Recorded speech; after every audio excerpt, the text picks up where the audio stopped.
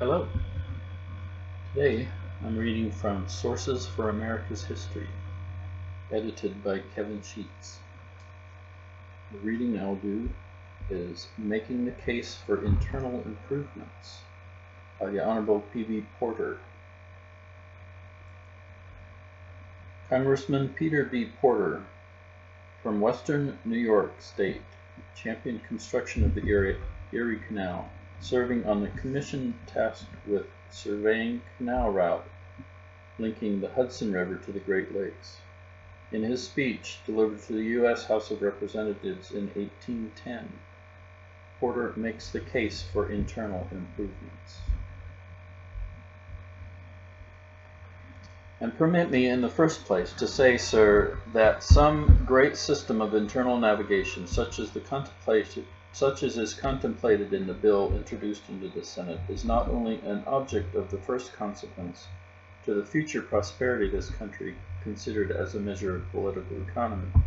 but as a measure of state policy, it is indispensable to the preservation of the integrity of this government. The United States have for 20 years past been favored in their external commerce, in a manner unequaled perhaps in the history of the world. Our citizens have not only grown rich, but they have gone almost mad in pursuit of this commerce. Such have been its temptations, as to engage in it almost the whole of the floating capital of the country, and a great part of its enterprise, and every other occupation has been considered as secondary and subordinate. This extraordinary success of commerce has been owing partly to our local situation, partly to the native enterprise of our citizens, but primarily to the unparalleled succession of events in Europe. The course of these events, before so propitious in our interests, has of late very materially changed, and with it has changed the tide of our commercial prosperity. I am far, however, from believing that this sudden reverse may not be eventually prove fortunate for the true interests of the United States. The embarrassments which the belligerents have thrown in the way of our external commerce have turned the attention of the people in this country to their own internal resources, and in viewing these resources we perceive with pride that there is no country on earth which in the fertility of its soil, the extent and variety of its climate and productions, affords the means of national wealth and greatness in the measure they are enjoyed by the people of the United States. If these means are properly fostered and encouraged by a liberal and enlightened policy, we shall soon be able not only to defend our independence at home, but we shall be able to protect our foreign commerce against the united power of the world. One great object of the system I am about to propose is to unlock these internal resources, to enable the citizens of one part of the United States to exchange his product with those of another, and to open a great internal commerce which is acknowledged by all who profess any skill in the science of political economy to be a much more profitable and advantageous than the most favored external commerce which we could enjoy. The system, however, has another object in view, not less important. The people of the United States are divided by geographical line into two great and distinct sections: the people who live along the Atlantic on the east side of the Allegheny Mountains, and those who compose the three great classes of merchants, manufacturers, and agriculturists, and those who occupy the west side of the mountains, who are exclusively agriculturalists. This diversity and supposed contrariety of interest and pursuit between the people of these two great divisions of this country, and the differences of character to which these occupations give rise, it has been confidently asserted, and is still believed by many, will lead to the separation of the United States at no very distant day. In my humble opinion, sir, this diversity of interest will, if skillfully managed, be the means of producing a closer and more intimate union of the states. It will be obviously for the interests of the internal states to exchange the great surplus of products of their land and the raw materials of manufacture for the merchandised and manufactured articles of the eastern states. And on the other hand, the interests of the merchants and manufacturers of the Atlantic will be equally promoted by this internal commerce. And it is by promoting this commerce, by encouraging and facilitating its intercourse, it is by producing a mutual dependence of interest between these two great sections, and by these means only, that the United States can ever be kept together. The great evil, and it is a serious one indeed, sir, under which the inhabitants of the Western country labor,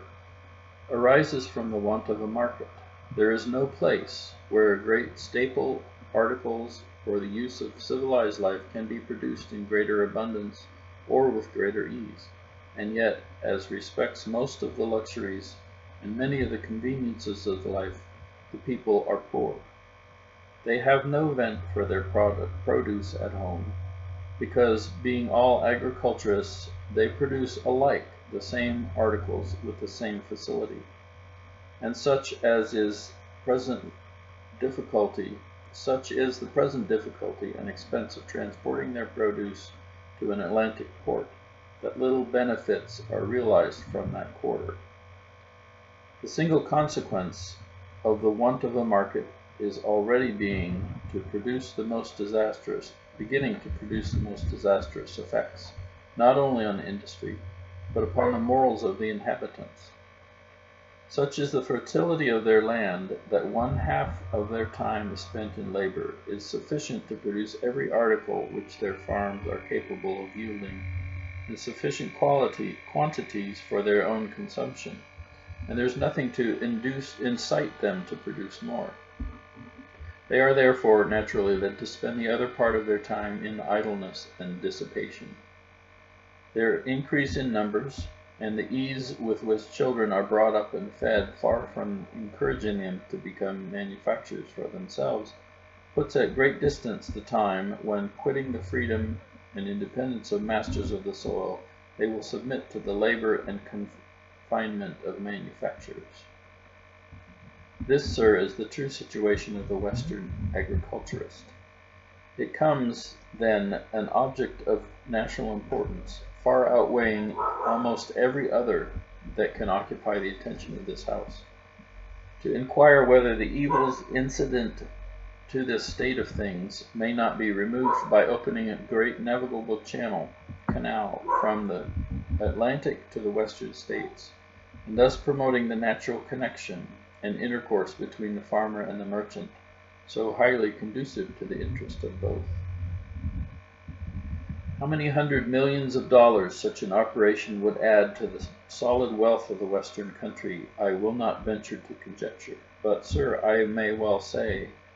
that there is no work in the power of man which would give such life, such vigor, such enterprise, and such riches to the citizens of that country as the execution of this canal. The inhabitants near the lakes would have direct communication to and from New York by means of the canal, and the effect of it would double the price of their produce, and to add 300 or 400% to the value of their land. The people of the Ohio and the Mississippi would descend with their produce to New Orleans, and to any port on the Atlantic, from whence they might return with the articles received in exchange by way of the Hudson and the lakes to their own homes.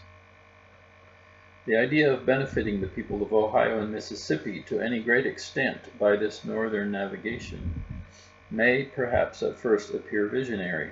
but I can state that it is a fact that even at this time, under all the disadvantages of that route,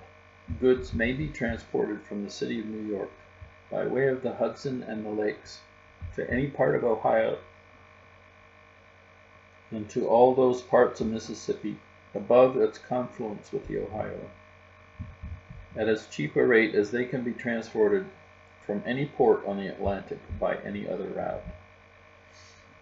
The effect of opening this navigation would then be to reduce the price of transportation to those parts of the country at least 50 and probably 75%, Another important advantage, independent of the greater general commerce of the lakes, would be felt in the reduction of at least 50% in the price of salt. The salt springs at the state of New York are within a few miles of the proposed line of circumnavigation and are connected by it with a navigable river. This article may be manufactured at those springs in sufficient quantities for the whole of the population of the United States, and is now sold there for 25 and 30 cents a bushel. But such is the present expense of transportation that it sells in the Pittsburgh market for $2 a bushel. If the effect of opening a canal navigation were only to reduce the price at Pittsburgh to $1, it would make a savings on the quantity now sent to that market of $100,000 a year.